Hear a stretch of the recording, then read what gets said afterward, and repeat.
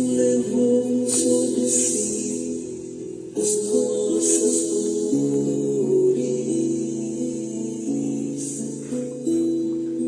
Ele levou sobre si as nossas transgressões.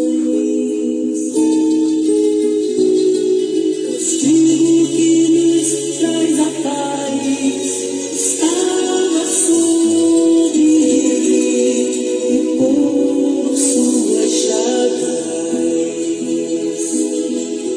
fomos sarados.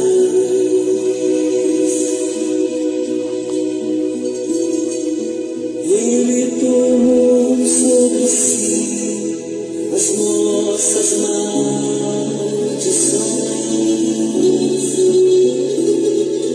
Ele sofreu para que tivéssemos perdão.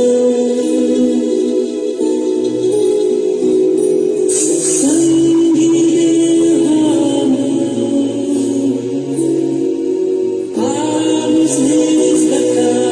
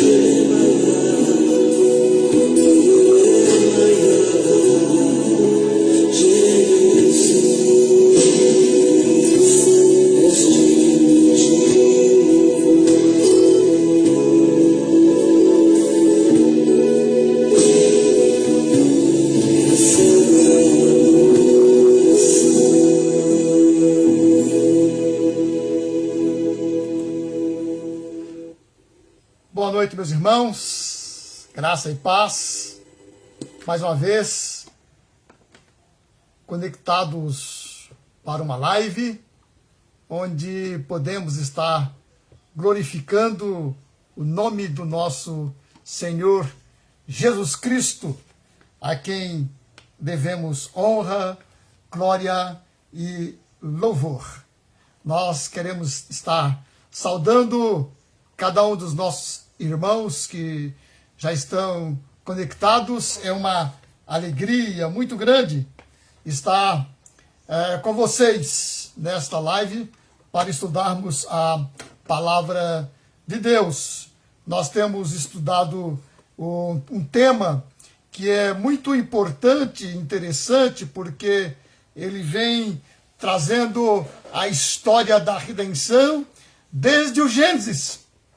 E a gente vai percebendo em cada detalhe dos registros do Velho Testamento a maneira como Deus foi, ao longo dos tempos, estabelecendo uma aliança com o homem, em favor do homem, para a remissão dos seus pecados e a sua salvação.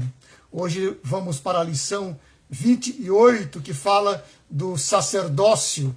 E nós vamos então verificar o que representa esse sacerdócio nos nossos dias.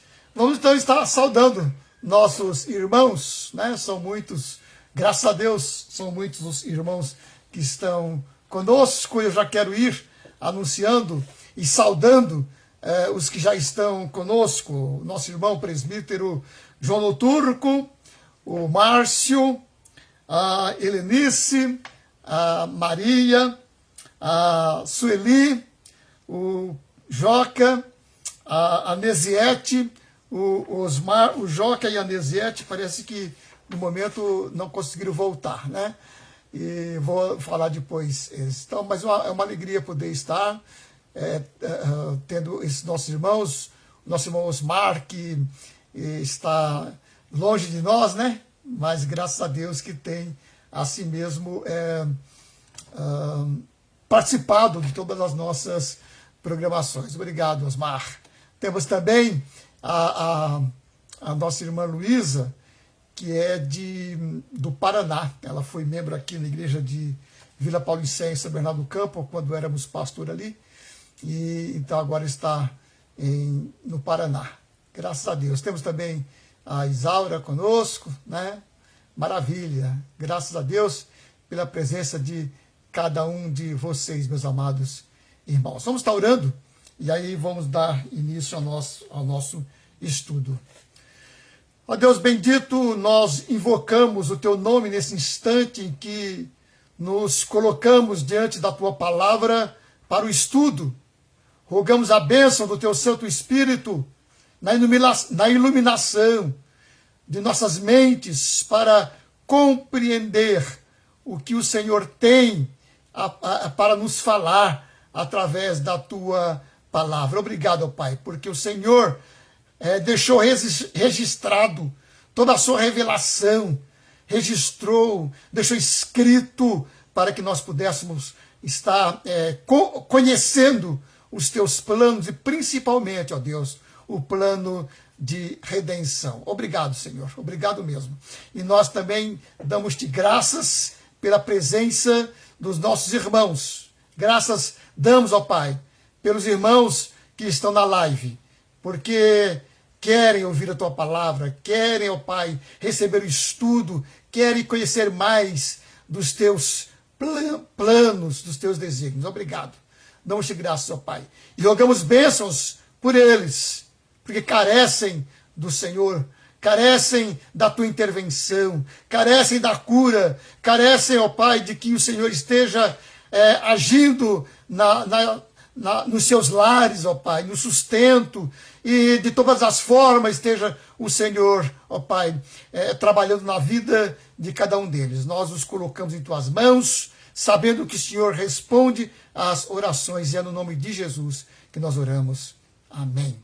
Amém. Nós temos também a Ana, né? Ela entrou, mas eu também entendo que ela vai ter que voltar, né? Parece. Ah, tá aí. A Ana Maria. Ô, minha irmã, Deus abençoe. Boa noite, a paz do Senhor. Ok, irmãos, então, como dissemos, nosso estudo, ele é um currículo que é extraído do livro que tem esse mesmo tema, a história da redenção. Este livro, ele foi escrito pelo reverendo José Borges dos Santos Júnior. São lições para a escola dominical. E ele foi editado pela Casa Editora Presbiteriana no ano de 1964. Portanto, já está esgotado, né? Não se encontra mais este livro, que tem lições tão preciosas, né? O tema hoje é o sacerdócio. É a lição 28. E nós vamos ler, irmãos, alguns textos bíblicos longos, mas eu espero que os irmãos abram suas Bíblias e acompanhem a leitura, porque é o embasamento, né? A palavra de Deus é que vai ser estudada. E o embasamento de tudo que vamos falar está no que nós vamos ler, né? E nós vamos ler o capítulo 28 do livro do Êxodo, que é a instituição do sacerdócio. E depois vamos ler os capítulos 8 e 9 de Hebreus, que aí então o próprio livro de Hebreus, a Bíblia, vai nos explicar, vai nos ensinar acerca do significado desse sacerdócio, agora na igreja do Novo Testamento, agora na igreja dos nossos dias, ok? Então vamos lá, pegue a sua Bíblia e vá lendo junto, porque aí então você não perde nada da leitura, né? E vai também já observando os detalhes nesse texto que a gente vai lendo. Então, Êxodo 28. Deus escolhe os filhos escolhe Arão para ser sumo sacerdote e escolhe os filhos de Arão para serem sacerdotes. Êxodo 28. Faze também vir para junto de ti Arão, teu irmão, e seus filhos com ele, dentre os filhos de Israel, para me oficiarem como sacerdotes, a saber, Arão e seus filhos Nadab, Abiú, Eleazar e Itamar. Farás vestes sagradas para Arão, teu irmão, para glória e ornamento. Falarás também a todos os homens hábeis a quem enchi do espírito de sabedoria, que façam vestes para Arão, para consagrá-lo, para que ministre o ofício sacerdotal. E aí então, agora as vestes sacerdotais, versículo 4. As vestes, pois, que farão são estas: um peitoral, uma estola sacerdotal, um sobrepeliz, uma túnica bordada, mitra e cinto. Farão vestes sagradas para Arão, teu irmão, e para seus filhos, para me oficiarem como sacerdotes. Tomarão ouro, estofo azul, púrpura, carmesim e linho fino. E farão a estola sacerdotal de ouro e estofo azul e púrpura e carmesim e linho fino retorcido, obra esmerada. Terá 2 ombreiras que se unam às suas 2 extremidades, e assim se unirá. E o cinto de obra esmerada que estará sobre a estola sacerdotal será de obra igual, da mesma obra de ouro, e estofo azul e púrpura e carmesim e linho fino retorcido. Tomarás 2 pedras de ônix e gravarás nelas os nomes dos filhos de Israel. 6 de seus nomes numa pedra e outros 6 na outra pedra, segundo a ordem do seu nascimento. Conforme a obra de lapidador, como lavores de sinete, gravarás as 2 pedras com os nomes dos filhos de Israel, engastadas ao redor de ouro as farás. E porás as 2 pedras nas ombreiras da estola sacerdotal, por pedras de memorial aos filhos de Israel, e Arão levará os seus nomes sobre ambos os seus ombros para a memória diante do Senhor. Farás também engastes de ouro e 2 correntes de ouro puro, obra de fieira as farás, e as correntes de fieira prenderás nos engastes. Farás também o peitoral do juízo de obra esmerada, conforme a obra da estola sacerdotal o farás de ouro, e estofo azul e púrpura e carmesim, e linho fino retorcido farás. Quadrado e duplo será de 1 palmo o seu comprimento e de 1 palmo a sua largura. Colocarás nele engastes de pedras com 4 ordens de pedra, a ordem de sárdio, topázio e carbúnculo será a primeira ordem. A segunda ordem será de esmeralda, safira e diamante. A terceira ordem será de jacinto, ágata e ametista. A quarta ordem será de berilo, ônix e jaspe. Elas serão guarnecidas de ouro nos seus engastes. As pedras serão conforme os nomes dos filhos de Israel, 12, segundo os seus nomes, serão esculpidas como sinetes, cada uma com o seu nome para as 12 tribos. Para o peitoral, farás correntes como cordas, de obra trançada de ouro puro.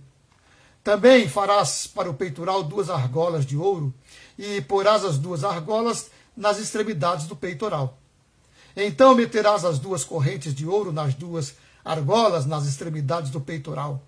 As 2 pontas das correntes prenderás nos 2 engastes, e a porás nas ombreiras da estola sacerdotal, na frente dele.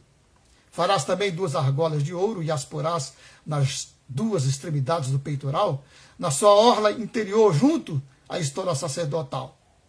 Farás também 2 argolas de ouro, e as porás nas 2 ombreiras da estola sacerdotal, abaixo, na frente dele, perto da sua juntura, sobre o cinto de obra esmerada da estola sacerdotal. E ligarão o peitoral com as suas argolas, as argolas da estola sacerdotal por cima com uma fita azul, para que esteja sobre o cinto da estola sacerdotal, e nunca o peitoral se separará da estola sacerdotal. Assim, Arão levará os nomes dos filhos de Israel no peitoral do juízo sobre o seu coração, quando entrar no santuário, para a memória diante do Senhor continuamente. Também porás no peitoral do juízo o Urim e o Tumim, para que estejam sobre o coração de Arão quando entrar perante o Senhor. Assim Arão levará o juízo dos filhos de Israel sobre o seu coração diante do Senhor continuamente. Farás também a sobrepeliz da estola sacerdotal toda de estofo azul. No meio dela haverá uma abertura para a cabeça. Será debruada essa abertura como a abertura de uma saia de malha, para que não se rompa. Em toda a obra de sobrepeliz farás romãs de estofo azul e púrpura e carmesim, e campainhas de ouro no meio delas.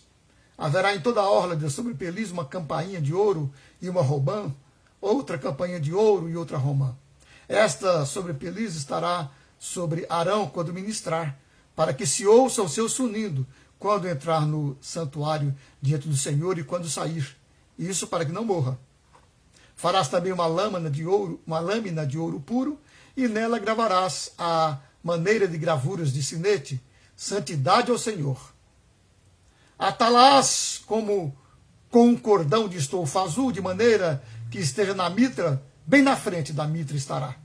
E estará sobre a testa de Arão, para que Arão leve a iniquidade concernente às coisas santas que os filhos de Israel consagrarem em todas as ofertas de suas coisas santas. Sempre estará sobre a testa de Arão, para que para que elas sejam aceitas perante o Senhor. Tecerás quadriculada a túnica de linho fino, e farás uma mitra de linho fino e um cinto de obra de bordador. Para os filhos de Arão farás túnicas e cintos e tiaras, faloás para glória e ornamento. E com isso vestirás Arão, teu irmão, bem como seus filhos, e os ungirás, e consagrarás, e santificarás, para que me oficiem como sacerdotes. Faz-lhes também calções de linho para cobrirem a pele nua. Irão da cintura às coxas. E estarão sobre Arão e sobre os seus filhos quando entrarem na tenda da congregação ou quando se chegarem ao altar para ministrar no santuário, para que não levem iniquidade e morram. Isso será um estatuto perpétuo para ele e para a sua posteridade depois dele. Então este é o texto de Êxodo 28, que fala acerca da instituição do sacerdócio. Bastante detalhes, né, nas vestimentas dos sacerdotes. Irmãos, eu acho isso impressionante, porque muitas vezes, nos dias de hoje, tem sido assim, falado por alguns que... não falado, mas alguns têm, de certa forma, ido ao templo de qualquer maneira, né, vestido de qualquer maneira, tal, e se percebe que o Senhor faz questão de que a gente se apresente diante dele bem alinhado, né, a indumentária seja a melhor, porque vamos entrar na presença do Senhor, não é, meus irmãos? Quando entramos no templo, vamos estar entrando para o culto, vamos estar na presença do Senhor, devemos estar vestidos da melhor maneira, devemos estar calçados da melhor maneira. Temos que dar o melhor que nós temos, não é verdade? Dar o melhor que nós temos, porque é para o Senhor. E percebe aí como o Senhor faz questão disso? Tem lá toda a indumentária, ainda diz que é para a glória. Que beleza, né? Beleza mesmo. Eu acho interessante isso, muito impressionante, me sinto impressionado quando vejo as pessoas bem vestidas no culto. Isso é maravilhoso. Pois bem, irmãos, agora vamos ver os demais textos, mas antes eu quero saudar também a Vilma. A irmã Vilma também está conosco, né? E é maravilhoso, né? Alguns irmãos não conseguiram voltar. Eu estou vendo aqui o João Loturco, né? E o Márcio, a Helenice, estou vendo também a Maria, né? A Ana, deixa eu ver se o Joca, né, que é de Diadema, né? Isso tudo a gente vai repetindo, porque, irmãos, a alegria nossa é grande quando vemos os irmãos conosco aqui conectados, né? Entrou mais um irmão aí também agora, que eu não estou conseguindo identificar, quem sabe ele dá logo a saudação e a gente, então, também abraça. Pois bem, vamos ler agora o segundo texto. E agora, irmãos, principalmente de 7 até o 10, fala sobre o sacerdócio de Jesus Cristo, né? E é maravilhoso, irmãos. Mas nós vamos ler só os capítulos 8 e 9, ok? Então vamos lá, capítulos 8 e 9 de... a irmã Berenice que entrou, tá vendo? Eu não estava identificando. Boa noite, minha irmã Berenice. A Berenice Michelin. Um abraço, minha irmã. Que maravilhoso estar com você aqui nessa live. Então vamos ler, Hebreus 8 e 9. Ora, o essencial das coisas que temos dito é que possuímos tal sumo sacerdote que se assentou à destra do trono da majestade nos céus, como ministro do santuário e do verdadeiro tabernáculo que o Senhor erigiu, não o homem. Pois todo sumo sacerdote é constituído para oferecer tanto dons como sacrifícios. Por isso, era necessário que também esse sumo sacerdote tivesse o que oferecer. Ora, se ele estivesse na terra, nem mesmo o sacerdote seria, visto existirem aqueles que oferecem os dons segundo a lei, os quais ministram em figura e sombra das coisas celestes. Vão guardando essas frases, irmãos. Olha, ele está dizendo que aqueles sacerdotes lá que foi instituído nos dias de Moisés eram figura e sombra das coisas celestes, viu? Também o tabernáculo. Então, continuemos, o versículo 5. Os quais ministram em figura e sombra das coisas celestes, assim como foi Moisés, divinamente instruído, quando estava para construir o tabernáculo. Pois diz ele, vê que faças todas as coisas de acordo com o modelo que te foi mostrado no monte. Agora, com efeito, obteve Jesus ministério tanto mais excelente, quanto é ele também mediador de superior aliança, instituída com base em superiores promessas. Porque se aquela primeira aliança tivesse sido sem defeito, de maneira alguma estaria sendo buscado lugar para uma segunda. E de fato, repreendendo-os, diz: Eis aí vem dias, diz o Senhor, e firmarei nova aliança com a casa de Israel e com a casa de Jacó, não segundo a aliança que fiz com seus pais, no dia em que os tomei pela mão para os conduzir até fora da terra do Egito, pois eles não continuaram na minha aliança, e eu não atentei para eles, diz o Senhor.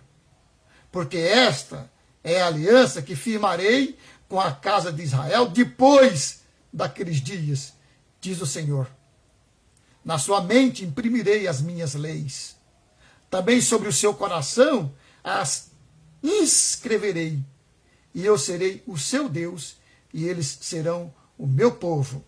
Aqui agora está falando da segunda aliança, aquela que é feita, não com Israel, mas aquela que é feita com Jesus Cristo.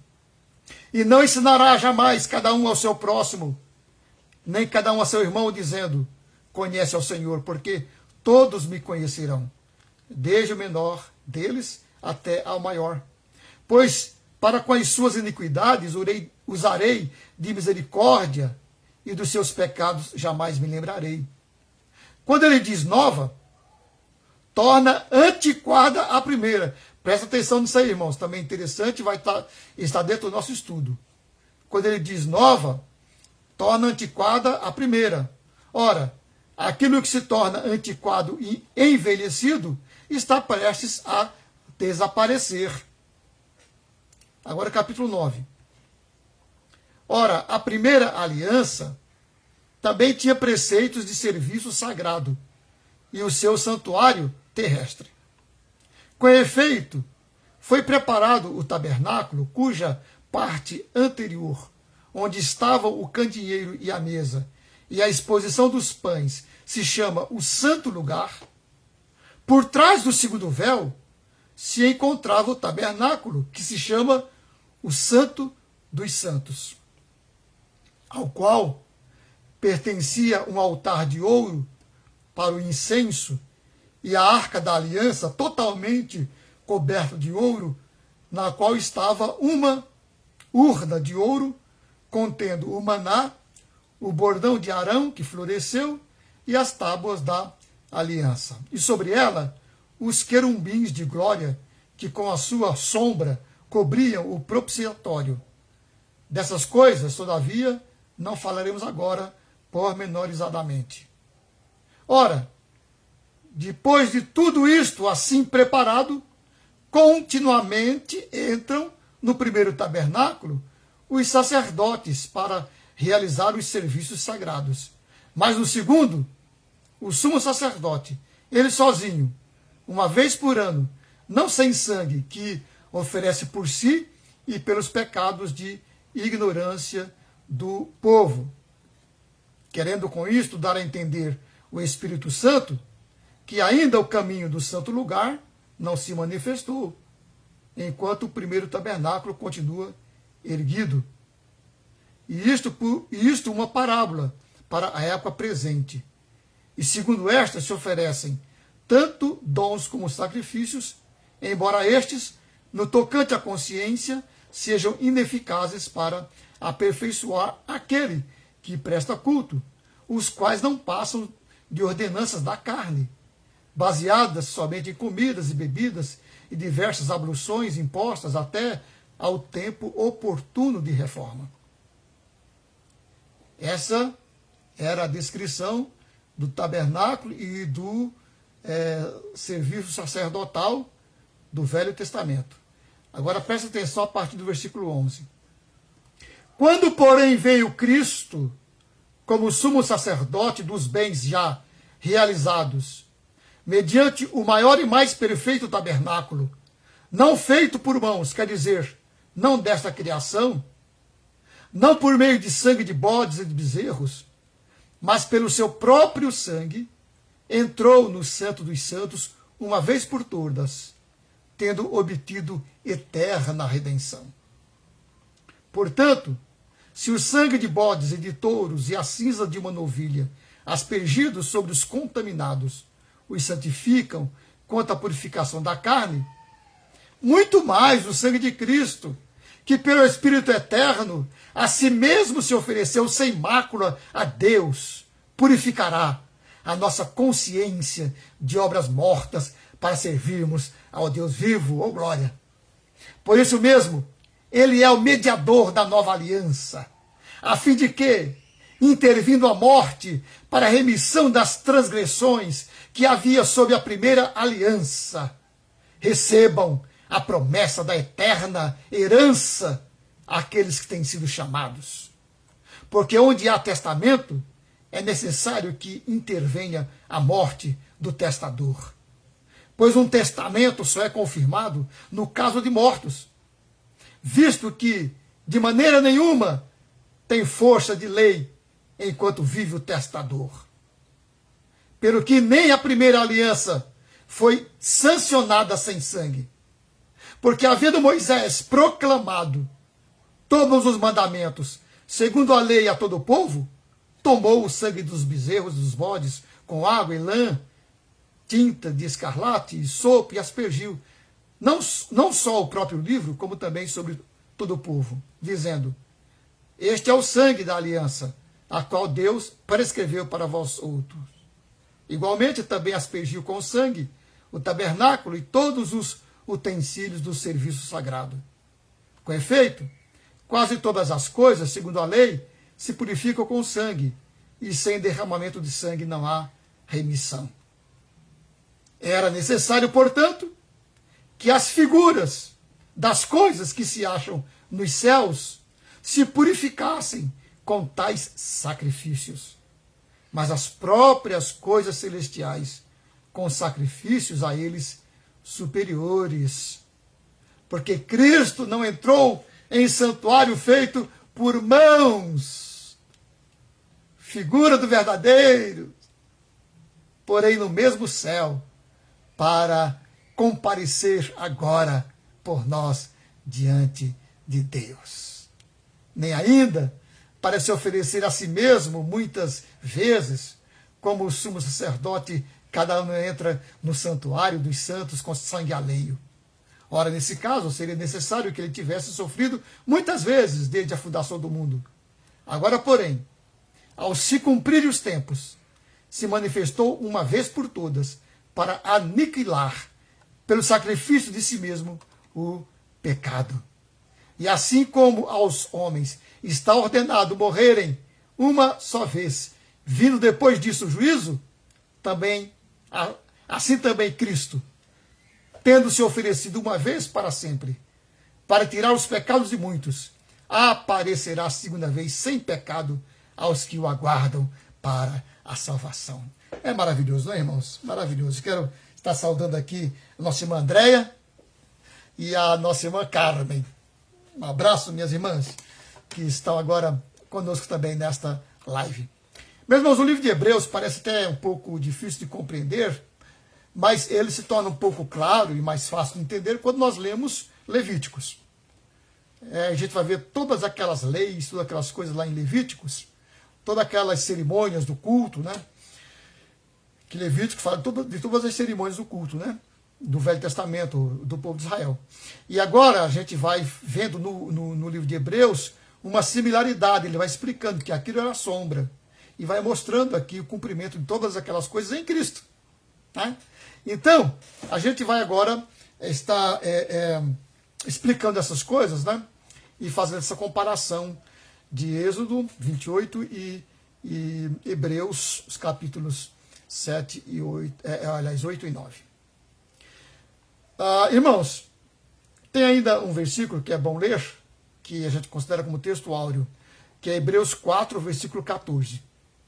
Diz assim: tendo, pois, a Jesus, o Filho de Deus, como grande sumo sacerdote, que penetrou os céus, conservemos firme a nossa confissão. Oh, maravilha! Vamos orar. Deus amado, agora quando vamos estudar a Tua Palavra, Senhor, depois de ter lido, vamos estar pedindo que Teu Santo Espírito nos abençoe, a Deus, para compreensão. E que nós realmente, com muita alegria, Senhor, com muito entusiasmo, possamos guardar no coração toda esta palavra. E possamos ler, não cansar de ler, a tua palavra, Pai, para nossa edificação espiritual, para nosso crescimento espiritual e para a compreensão da história da redenção. No nome de Jesus nós oramos em favor de cada um dos irmãos que estão na live aí apreensivos por aprender, por compreender. Obrigado, Pai, por eles. Em nome de Jesus oramos. Amém. Muito bem, meus irmãos, vamos lá. Olha, uma das diferenças radicais entre a igreja evangélica e a igreja católica romana é a hierarquia sacerdotal. Na igreja católica existe um ofício sacerdotal reservado para um grupo de homens que ficam entre Deus e o povo, e sem os quais, segundo eles mesmos, pretendem, o povo não se pode chegar a Deus. Inclusive, irmãos, essa é uma das doutrinas pregadas na Reforma Protestante, que é o sacerdócio dos santos. Cada crente, como sacerdote, diante da sua casa, da sua família, diante dos incrédulos. Cada crente comparecendo ele mesmo diante do Senhor como um sacerdote diante de Deus. É o que se chama o sacerdócio dos santos, sacerdócio universal dos santos. Mas para a Igreja Católica, os sacerdotes são apenas aquelas pessoas que são ordenadas para isso, e eles é quem fazem essa intermediação entre Deus e o povo. Na Igreja Evangélica, os crentes vão diretamente a Deus. Olha, inclusive, fazendo uma outra explicação, inclusive por isso que o católico vai confessar, né? Vai confessar ao sacerdote, porque esse sacerdote é quem vai fazer a intermediação. Mas na igreja evangélica, os crentes vão direto a Deus, né? E o próprio Cristo é quem faz esta mediação, ok? Cristo é quem é esse intermediário entre o crente e Deus. Então nós confessamos nossos pecados diretamente a Cristo, e Ele é quem faz essa intermediação entre nós e Deus. Ele é quem vai ser esse sacerdote que nos leva a Deus. Percebe? Então na igreja evangélica os crentes vão a Deus diretamente pela mediação exclusiva de Jesus Cristo, sem qualquer outro intermediário. O sacerdócio da igreja romana é uma instituição que teve o seu papel histórico assinalado pelo próprio Deus, baseado lá no Velho Testamento. Mas ali era, como dissemos na lição passada, ali era disposições transitórias, até que viesse o sacerdócio real e definitivo de Jesus Cristo. Portanto, é uma instituição que conserva uma forma transitória que envelheceu e, portanto, se tornou inútil. E essa é a matéria que vamos estudar hoje, ok? Primeiramente, o sacerdócio como uma instituição divina, porque foi Deus quem instituiu o sacerdócio no Velho Testamento como sombra, como tipo, como figura do sacerdócio de Cristo. Ali eram os homens, mas uma disposição transitória. Agora é Jesus Cristo, o nosso sumo sacerdote. Então, primeiramente, vamos entender que era uma instituição divina. Deus mesmo foi quem instituiu o sacerdócio, e quando instituiu, separou uma classe de homens, às quais ele concedeu a exclusividade desse ofício, como nós vimos lá em Êxodo 28, né? Ele mesmo escolhendo as pessoas que seriam os sacerdotes. Era Arão e seus filhos. Depois que ele instituiu esse sacerdócio, então ficou interdito a qualquer outra pessoa oferecer sacrifício diretamente a Deus. Somente os sacerdotes podiam fazer isso. E quando alguém tentou fazer isso, sem ser sacerdote, Deus mesmo puniu com severidade. Todas as tentativas de outras pessoas de oferecer os sacrifícios no lugar do sacerdote receberam a severa punição de Deus, né? Porque aquela era a função exclusiva dos sacerdotes. Nós temos, por exemplo, o caso de Uzias, lá no segundo livro de Crônicas, 26, versículo 16 a 21. O rei Uzias, ele tentou oferecer sacrifício ele mesmo, né? E foi punido. Vamos ver o texto para vocês entenderem melhor, né? Segundo livro de Crônicas, 26, versículo 16 a 21, diz assim: Mas havendo-se já fortificado, exaltou-se o seu coração para a sua própria ruína e cometeu transgressão contra o Senhor seu Deus, porque entrou no templo do Senhor para queimar incenso no altar do incenso. Porém, o sacerdote Azarias entrou após ele com 80 sacerdotes do Senhor, homens da maior firmeza, e resistiram ao rei Uzias e lhe disseram: A ti, Uzias, não compete queimar incenso perante o Senhor, mas aos sacerdotes, filho de Arão, que são consagrados para este mistério. Sai do santuário, porque transgrediste. Nem será isso para honra tua da parte do Senhor Deus. Então Urias se indignou, tinha o incensário na mão para queimar incenso, indignando-se ele, pois, contra os sacerdotes, a lepra lhe saiu na testa, diante dos sacerdotes, na casa do Senhor, junto ao altar do incenso. Então, ele ficou leproso. Então, o sumo sacerdote Azarias e todos os sacerdotes voltaram-se para ele, e eis que estava leproso na testa, e apressadamente o lançaram fora, até ele mesmo se deu pressa em sair, visto que o Senhor o ferira. Assim ficou leproso o rei Uzias até ao dia da sua morte, e morou, por ser leproso, numa casa separada, porque foi excluído da casa do Senhor. E Jotão, seu filho, tinha a seu cargo a casa do rei, julgando o povo da terra. Está vendo? O sacerdócio foi instituído por Deus para uma finalidade precisa e também para suprir a mais profunda necessidade do homem, a saber, a necessidade da comunhão com Deus. Qual era a finalidade do sacerdócio? A própria Bíblia responde, veja lá Hebreus 5 primeiro.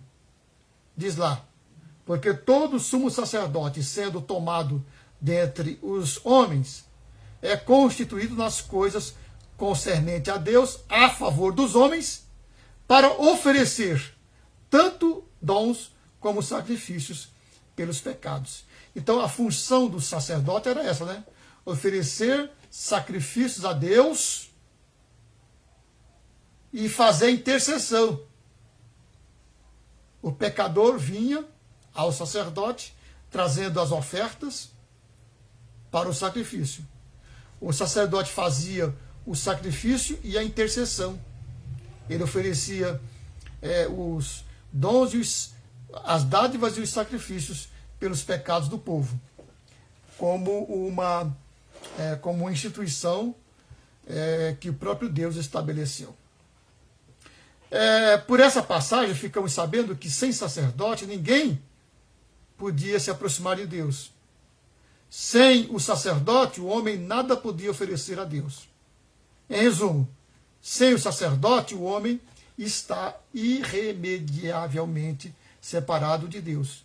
E é por isso que nós hoje precisamos do sumo sacerdote Jesus Cristo, né?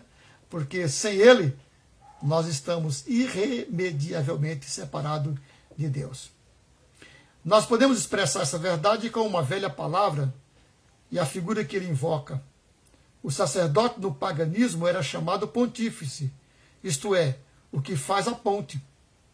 Sacerdote é o engenheiro espiritual que liga a margem da humanidade com a margem da divindade, colocando a ponte sobre o abismo da separação.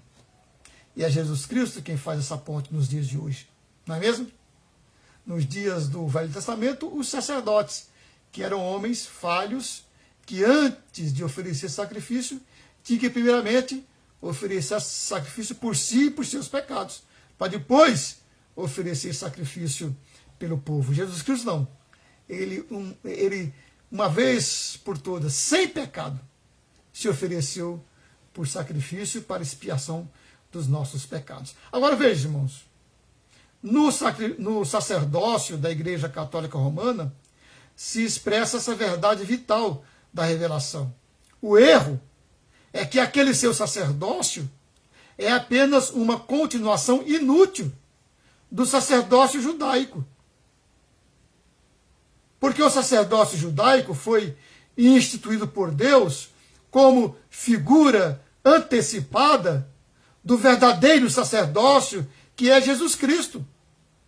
Vindo esse sacerdócio, como veio, e estando em exercício o seu sacerdócio perfeito, o sacerdócio judaico que o prefigurava perdeu a razão de ser. Se tornou inútil e usurpador. Esse é o grande assunto da carta aos Hebreus. Os sacerdotes judaicos só podiam ser mesmo uma figura do grande sacerdote Jesus Cristo, o que se pode ver pelas seguintes razões. Primeiro, eles eram mortais, e por isso mesmo o seu sacerdócio era transitório. Mas Jesus Cristo é diferente. O seu sacerdócio permanece perpetuamente. Os irmãos podem conferir isso lá em Hebreus 7, 23.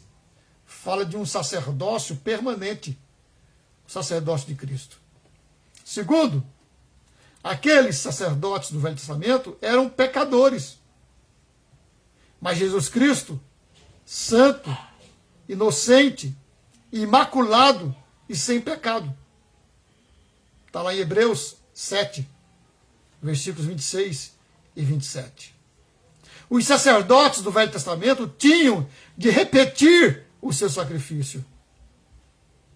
Hebreus 7, 27, como também Hebreus 10, 12 a 14, diz que Jesus Cristo ofereceu um único sacrifício.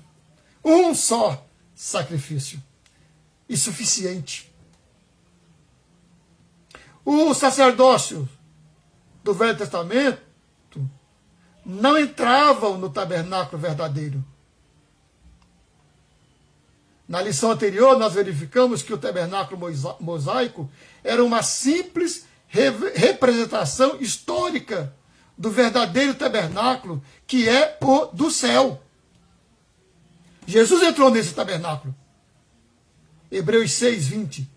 Hebreus 9, 24 diz acerca de Jesus Cristo: tendo se tornado sumo sacerdote para sempre, para comparecer por nós diante de Deus. Ele entrou no verdadeiro tabernáculo e ofereceu sacrifício perfeito para nos purificar diante de Deus. Que glória, né? Bênção, bênção. Irmãos, além das razões que nós colocamos, razões claras e fortes, há também uma declaração explícita e formal das Escrituras. Veja lá o que diz Hebreus 8,13. Pega aí, nós já lemos esse texto, mas veja de novo lá, Hebreus 8,13. Lá diz assim: o novo concerto envelheceu primeiro. Ora, o que foi tornado velho e se envelhece, perto está de acabar. Então aquele sacerdócio do Velho Testamento terminou. Não tem mais sentido. Era apenas sombra, era apenas figura do verdadeiro sacerdócio de Cristo. É nesse aspecto, então, que a Igreja Católica está errada em ainda continuar com esse ministério do sacerdócio, porque todo crente se torna um sacerdote. Ok? Mas vamos lá. Uma segunda coisa a entender também é a necessidade do sacerdócio. Como já foi dito atrás, o sacerdote é constituído para oferecer dons e sacrifícios pelo pecado do povo. Isso quer dizer que depois de pecar, o homem não pode mais se aproximar de Deus sem sacrifício. As Escrituras afirmam essa verdade nas seguintes palavras: sem derramamento de sangue não há remissão. Hebreus 9, 22. Podemos formular a necessidade do sacrifício e do sacerdócio nas seguintes palavras: o pecado separa o homem de Deus. Para haver uma aproximação, é preciso tirar o pecado. Mas a Bíblia ensina que sem sacrifício não se tira pecado. O homem, pois, que se volta para Deus, precisa de um intermediário que, em seu lugar, ofereça a Deus os dons e os sacrifícios exigidos para tirar o pecado. E, portanto, Jesus Cristo é esse intermediário único entre o pecador arrependido e o próprio Deus. É preciso esse sacerdócio porque o homem por si só não pode oferecer sacrifícios a Deus. Só Jesus Cristo fez isso. Só Ele pode fazer isso. Só Ele faz, portanto, a intercessão. Quando Deus instituiu oficialmente o sacerdócio, o fez não só para ensinar a necessidade do sacrifício, mas também como figura do verdadeiro sacerdócio de Jesus Cristo e o sacrifício que ele fez por nós, né? Não é sem razão que os cultos dos filhos de Israel nunca se celebraram sem sacrifício. Pode-se dizer que a essência do culto era o sacrifício, bem como o altar era o dispositivo central do tabernáculo. Em outras palavras, o israelita não celebrava o culto sem sacrificar. E, instituído o sacerdócio, não podia mais celebrar o culto sem o sacerdote. Agora, depois que veio Cristo, esse imperativo do sacrifício se apresenta de outras formas.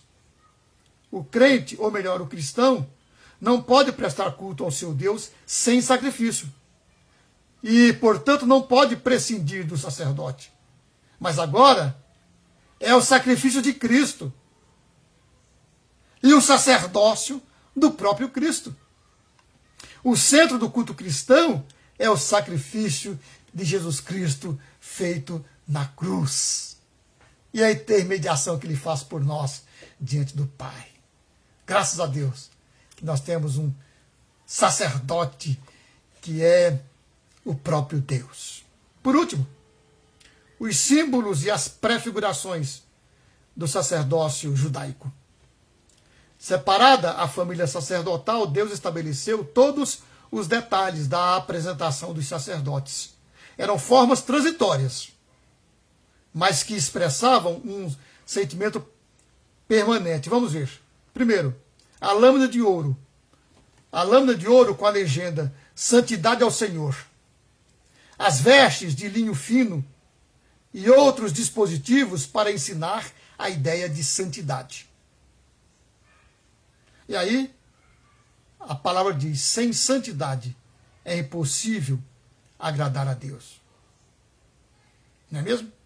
Mas aqueles sacerdotes não eram santos. Tanto assim que tinham de oferecer sacrifícios pelos seus próprios pecados diariamente. Está lá em Hebreus 7:27. A sua santidade era formal, exterior e simbólica. Prefigurava a santidade de Jesus, que vinha de dentro. Verdadeira santidade. O sacerdote hebreu representava a própria santidade do perfeito sumo sacerdote, que é Jesus Cristo. Amém, né? Que glória, que bênção.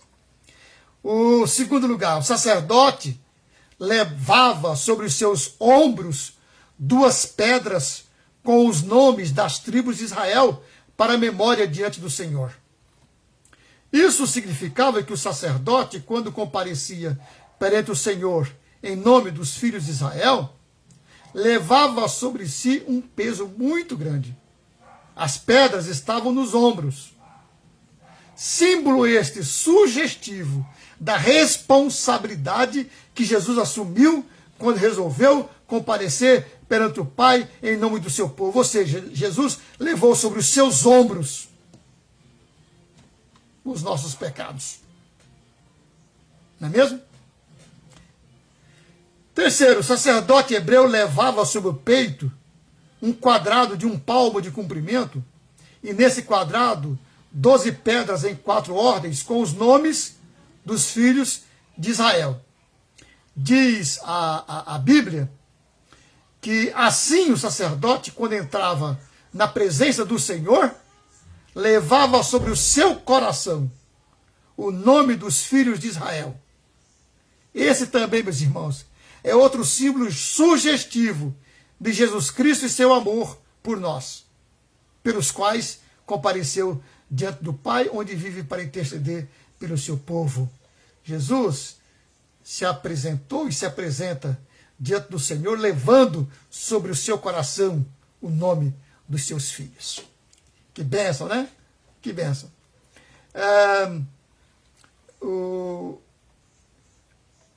Nós vamos terminar, mas então, vamos dizer que bastam essas explicações para percebermos que o sacerdócio hebreu era apenas uma figura. Figura que passou. E, portanto, desnecessário no momento presente. Podemos então dizer com todo o amparo bíblico que o sacerdócio da Igreja Romana é, portanto, inútil. E terminando, convém darmos destaque às disposições tomadas para que todos os pertences do santuário e do serviço sacerdotal, desde os vasos e instrumentos até o óleo e o incenso, ficassem reservados exclusivamente para o serviço divino. Eram objetos santos, isto é, separados para Deus. Infelizmente, não se observa hoje esse rigor e esse zelo quanto às coisas que são consagradas para Deus. Irmãos, a gente percebe às vezes que coisas consagradas ao serviço de Deus são às vezes usadas para outros fins, né? Por exemplo, os cânticos, os templos, não pode, né? São coisas consagradas a Deus. Tem que ser para uso do serviço de culto. Não pode ser usado para outras coisas. Não é verdade? Bom, depois de restaurada a perfeita comunhão com Deus, por meio da obra de Cristo, o crente, em certo sentido, é também um sacerdote. Foi isso que o apóstolo Pedro escreveu e que Jesus confirmou no Apocalipse.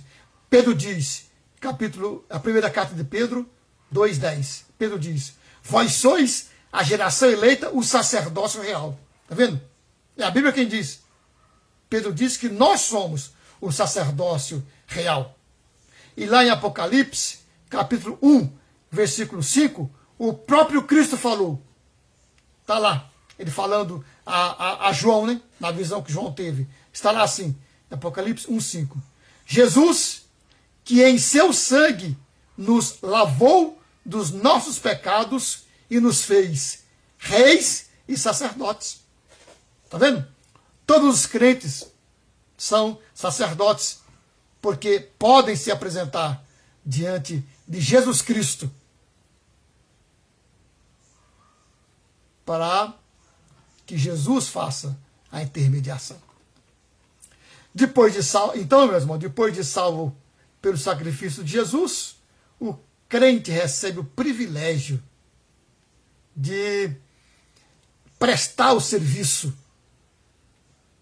de culto ao Senhor, como também se apresentar diante do Senhor, confessando Ele mesmo os seus pecados a Jesus Cristo, para que esse faça a intermediação e nos purifique de todo pecado. Então o crente recebe o privilégio de se sacrificar a si mesmo pelo serviço do seu Senhor e daqueles a quem consagra a sua vida. Nesse sentido, todos os crentes são sacerdotes sem hierarquia e sem privilégio de casta. Amém? Glória a Deus. Glória a Deus. Vamos então, meus irmãos, orar e terminar a nossa aula hoje, agradecendo a todos vocês.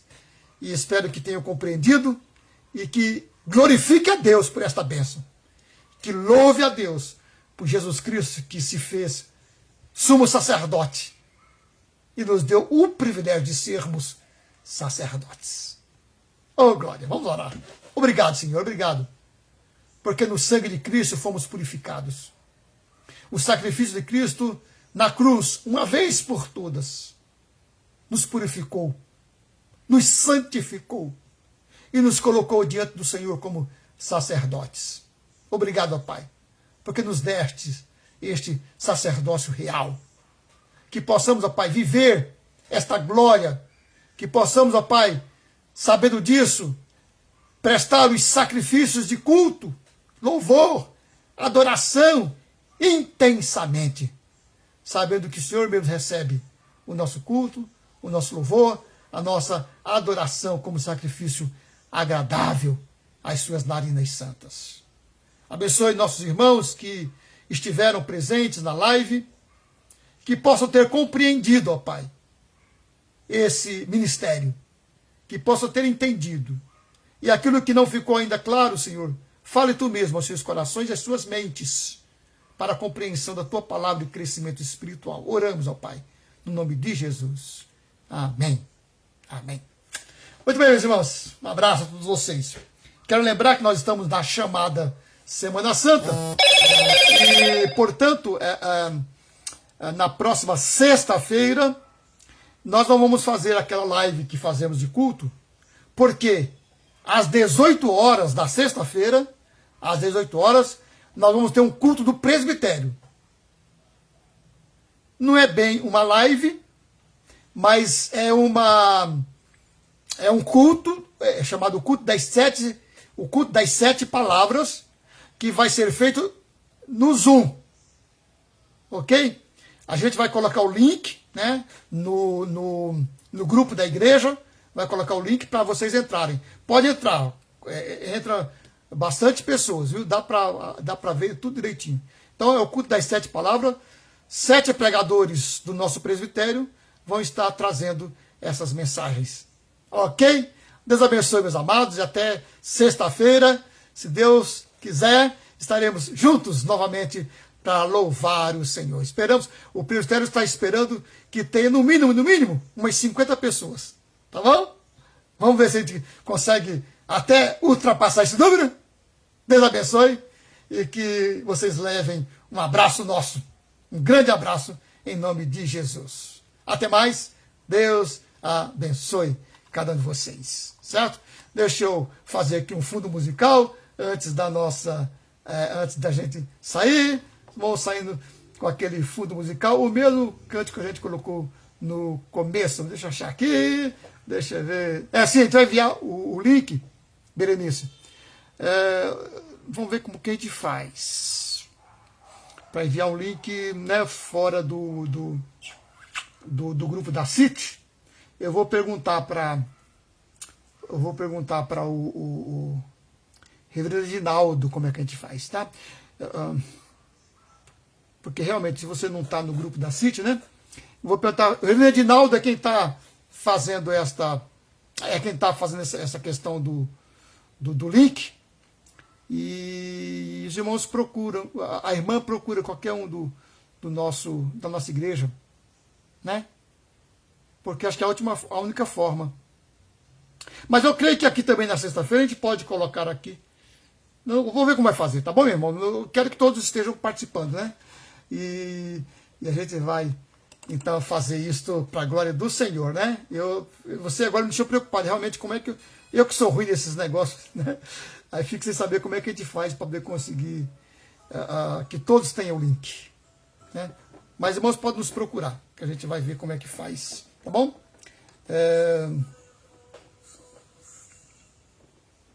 Ah, isso mesmo. Veja com a Sueli.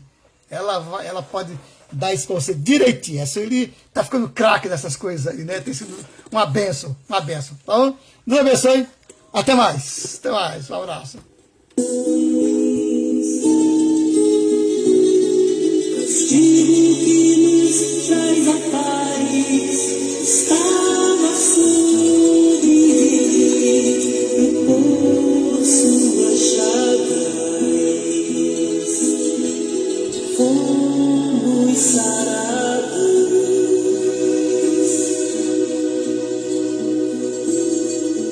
Ele tomou sobre si as nossas maldições. Ele sofreu para que tivéssemos perdão. Seu sangue derramou para nos resgatar das trevas e nos lavar de toda iniquidade.